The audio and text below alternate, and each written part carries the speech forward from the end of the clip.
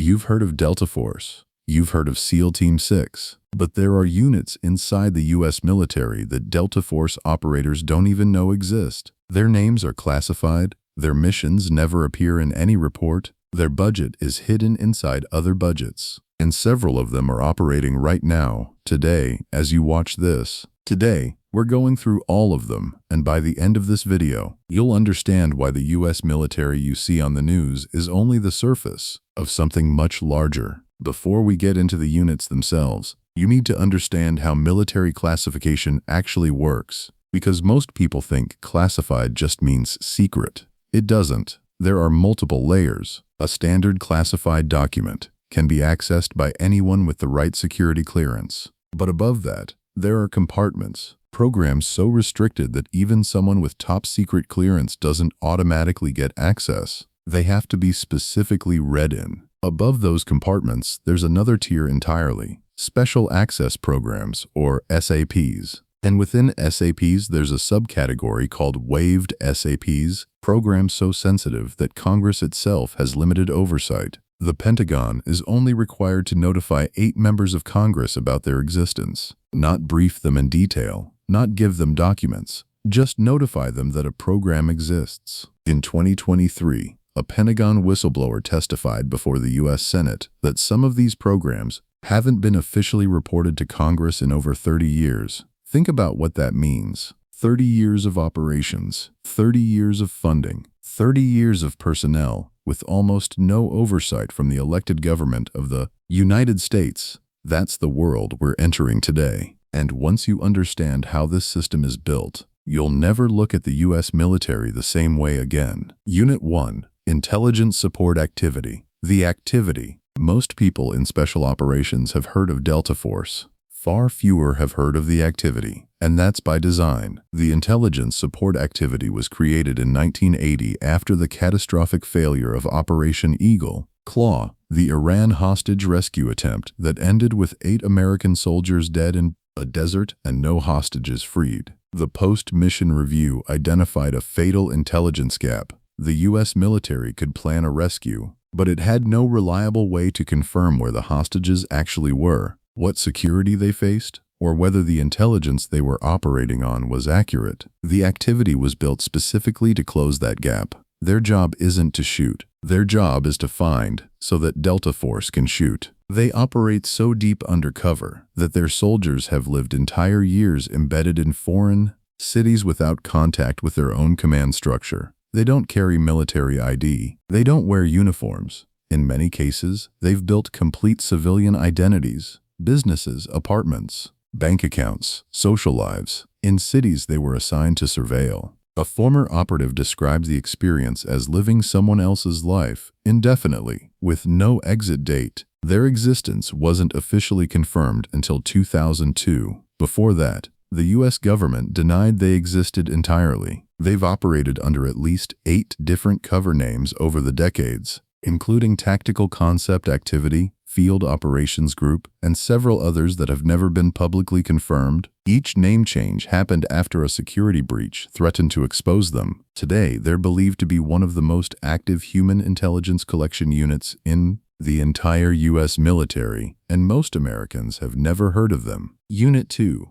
The Mission Support Activity. If the activity finds targets, the mission support activity makes it possible to reach them. Think of them as the logistical ghost layer of special operations. Before any high-value operation begins, someone has to prepare the environment. Safe houses need to be established weeks or months in advance. Cover identities for operators entering denied territory need to be constructed and backstopped, meaning they need to hold up under scrutiny from foreign intelligence services. Equipment needs to move across international borders without triggering customs inspections or intelligence flags. Weapons, communications gear, surveillance technology, none of it can arrive through official military channels without creating a paper trail. That's MSA's job. They move it all through channels that have never been officially described in any public document. Former operators describe them as the people who make things exist that aren't supposed to exist. Their budget is believed to be embedded within the Defense Intelligence Agency's classified programs,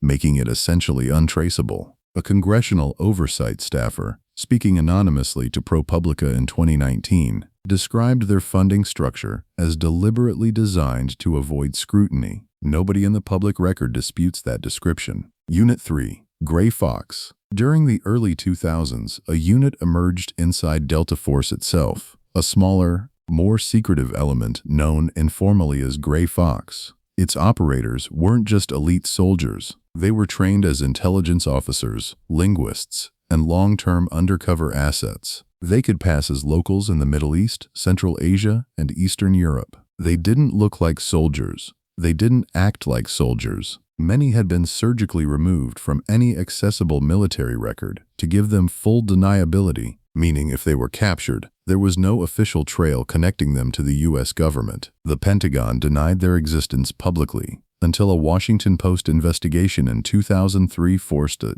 partial acknowledgement. But even that acknowledgement was minimal. No numbers, no missions, no names. What made Gray Fox operationally unusual wasn't just what they did, it was their command structure. They reported directly to the National Command Authority, not a general, not the Secretary of Defense, directly to the President. When an operation went wrong, and some did, there was no paper trail leading back through the normal military chain of command. That's not a flaw in the system. That's the system working exactly as designed. Unit 4. Task Force Orange. Task Force Orange is a name that appears rarely and never in detail in declassified documents from the 1990s and early 2000s. Its actual function is believed to center on signals intelligence in denied areas, meaning countries where the U.S. has no official military presence, no embassy, no base, no allied government willing to cooperate. In those environments, traditional signals intelligence, intercepting communications from satellites or distant listening stations, loses resolution and context. You can detect that communications are happening. You can sometimes identify who is communicating, but decoding encrypted military traffic with precision in real time requires proximity. Task Force Orange's alleged solution was to position operators physically inside those countries, close enough to intercept and decode military and government communications as they happened. Not from orbit, not from a NATO base in Germany, from inside the country, on the ground, with equipment small enough to carry in a backpack. A former NSA official, speaking anonymously to The Intercept in 2014, described them as the unit that goes where the satellites can't. Their current status is unknown. Their budget has never been independently verified, and unlike every other unit on this list, not a single former operator has ever spoken publicly about their service in Task Force Orange, not anonymously, not under a pseudonym,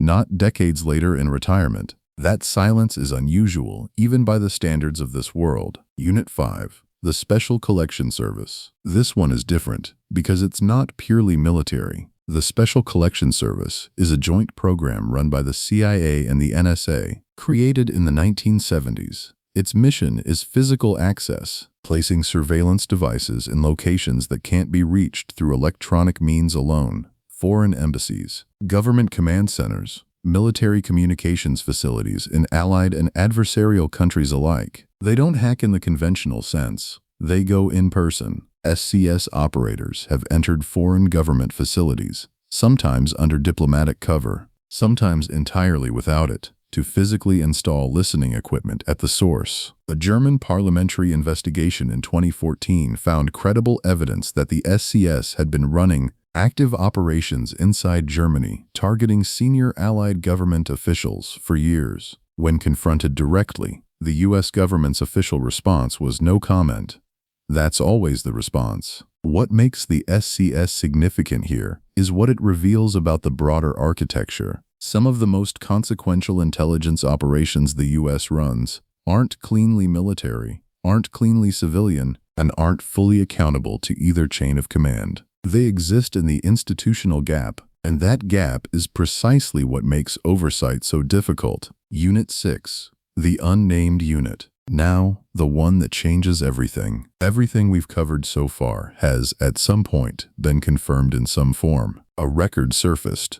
Congressional testimony created a trail. A journalist got a source. Someone filed a lawsuit, and documents got unsealed. The next unit has none of that. Its existence was actively denied by the U.S. government until 2003, when a single disability benefits claim filed by a former operator, a man trying to prove his service history to receive medical care, forced an internal acknowledgement that appeared in court documents and was almost entirely ignored by the press. In those documents, the unit is referred to only as a special mission unit under direct presidential authority. No name, no budget line, no organizational chart, no mission description beyond that single phrase. Former intelligence officials who discussed it off the record described it as the unit that handles the things that can't be handled. Nobody elaborated. What we know with certainty is this. As of 2024, the executive orders protecting its operational and legal secrecy were renewed.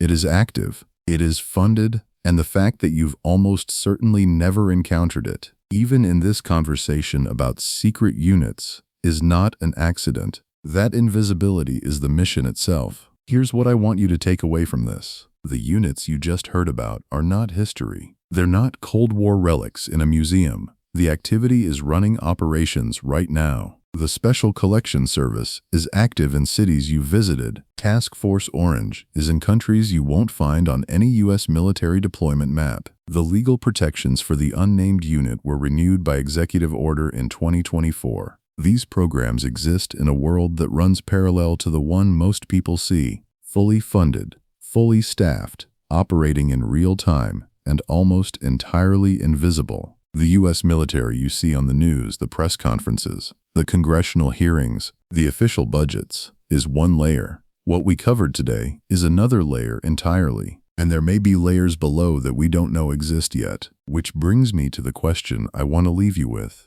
and I genuinely want you to think about this before you answer in the comments. Which do you think is more dangerous to have, a unit everyone knows about, or one that doesn't officially exist?